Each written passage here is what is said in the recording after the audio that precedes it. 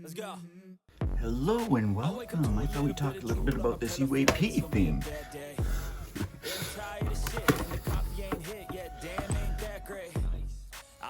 Hey, welcome to Operation Conspiracy Theory. I thought we'd talk a little bit about this UAP thing going on the East Coast.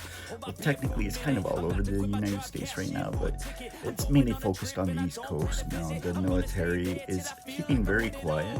They had one spokesman at the White House come up and tell us, well, they aren't ours, they aren't theirs. We don't know whose they are, but don't worry, they're not going to do anything bad. Well, that seems like something you'd know only if you had inside information, and that's a pretty big fucking thing to say if you don't. So, obviously they know more than they're telling us there, which is completely disturbing. But what really got me thinking about this was a Senate hearing and something I heard from another guy who makes military drones for the US government. The thing that first got me really wondering what sort of conspiracy is going on here is when I started to see all the mayors and people of New York, the politicians, come out and they're genuinely scared. Like they're genuinely fearing for their constituents and don't know what's going on. And that's obvious by listening to them. And of course, if you keep them in the dark, or if you would have told them, maybe somebody's a bad actor and it might have got out, right? So keep as many people in the dark as possible. I get that. What I don't get is the lies, okay? So, I was watching a Senate hearing the other day, and I find it really odd that with all the Senate hearings and talks since 2017 about UAPs, UFOs and stuff, that these are going to be referred to as drones. They're unknown, they're aerial, and they're phenomenon. So why aren't they called UAP? Well, they're not called UAP right now because UAP and drones get their own defense budget, okay? So the UAPs, they're getting their budget. It's gone up. They're doing well. The government has come forward, told everybody that, yeah, UAP are real, that we don't know what they are. So they're putting money into it. So how much are they paying? How much are they giving for the drone defense spending? Well, one Senate member made this loud and clear when he brought up the point that only $500,000 every year is donated to or put into drone defense spending. Well, it's coming up for, what do they call it? Coming up for renewal. And if they're not using it, why would they continue funding it? But if there's a huge drone invasion that people are worried about, well, suddenly they're going to get a lot more funding next year, aren't they? As long as we keep referring to them as drones.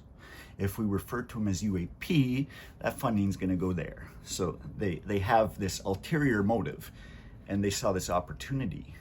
Well, where did they see this opportunity? It's one they started as well. U.S. military made a habit of leaving transportation, weapons, and a lot of stuff behind in places we've occupied. I mean, you saw it with the tanks in Afghanistan and the other vehicles, because it's a lot cheaper to buy new stuff than to transport this old stuff, which you're going to have to put maintenance on now and so on and so forth, back into service. So they dismantle it enough that it doesn't work, hoping that they don't have engineers on that side of the planet. Seems like they need better intel. So, what has happened? And I found this out from the gentleman who does military drones for the United States military, is a nuclear warhead has gone missing. Now, there's three things you use a drone for at night. That's reconnaissance, searching for somebody, or sniffing for something. Sniffing for something, you might think I'm crazy, but That's what drones are used for in commercial technology. They stick little devices on there that can read H2S gas or whatever they want to read. They send the drone in, it gets its alert, comes back, lets the people know whether it's safe or unsafe to go in there.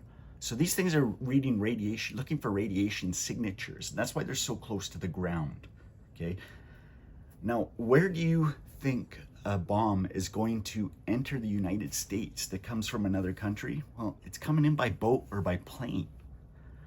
Now, with the added increase in airport security since 9/11, I highly doubt that they're stupid enough to try and bring it in by plane. I would bet, if anything, it's coming in by boat and maybe even by drone, but likely by boat. And this military company, or a company that's working for the military, they're looking for it. That's why they're approaching ships with multiple drones so they can do a quick read and leave. That's why they're approaching places like the airport to find out if it's coming by a plane. They're sitting on the ground there, checking the ground to find out if there's any traces of radiation or any radiation signature.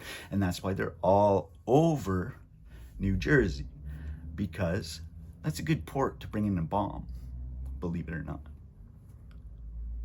And technically, all you would need is a boat big enough to carry the bomb and a person, and the cover of night, if you did it right. Pardon me. So with that, I'd love to know what you guys think. Hit me up in the comments section. Let me know whether I'm onto something or not. Let me know what you think. Anything you found out lately. So I believe, once again, in conclusion, that no, they aren't American drones. No, they aren't adversary drones. They are military industrial complex drones, a company that wants to get in on the military and sell them their drones. And these are being used as a search mission to find nuclear material. It has the added benefit of, like I say, if you refer to them as drones, increasing drone spending in the Defense Department, and as well giving them a reason to develop technology in that area. Let me know if I'm crazy. Love to hear from you.